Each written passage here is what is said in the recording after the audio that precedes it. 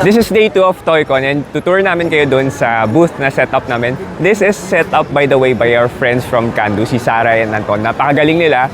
All around kasi sila yung nagpo-photos, sila pa yung nag-set design. Set design talaga no? Booth design rather, no? So, I will show you the inside of our booth. Simulan natin dito sa signage. It says Chickens and Crowns, no? And then dito sa sides, we have the logo ng Runit. Ito yung may ilaw.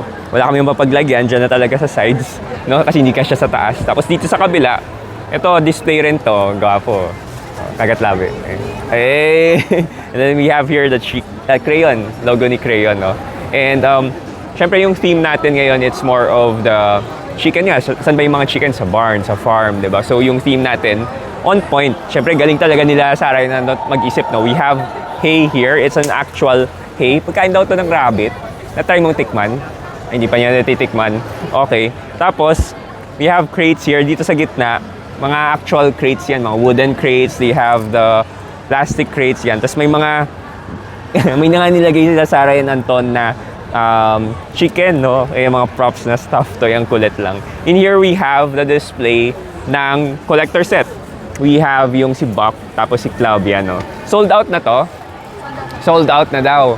Tapos ito, galing mag-design. Ang mga naglagay dito ng mga, si Dan B, diba? Si Dan B, tsaka si Lek yesterday. Lek, thank you pala kahapon sa pagtulong sa day 1.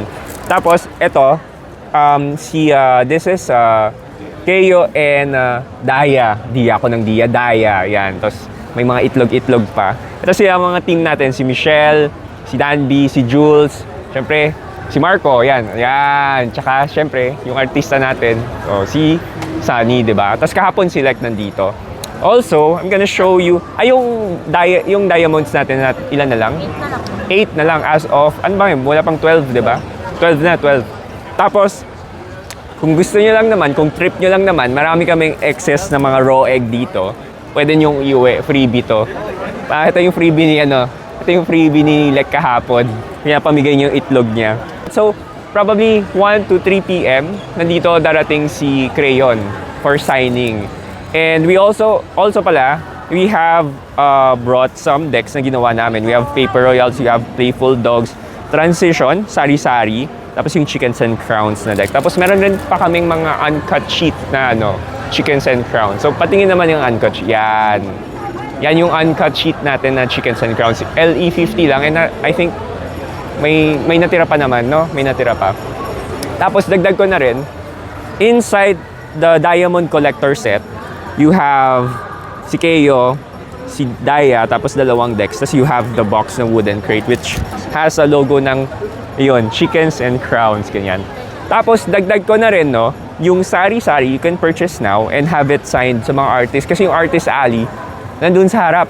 Andito nga si Arlie, which is the 5 of Diamonds. So, pwede siya mag-sign for you, di ba? Ayun. So, if you have time, drop by here at the booth, say hi. You don't have to purchase anything. Just drop by and take a photos of the booth. Okay lang rin. Pero pag bumili kayo, bonus na yun sa amin. Okay? Yun lang.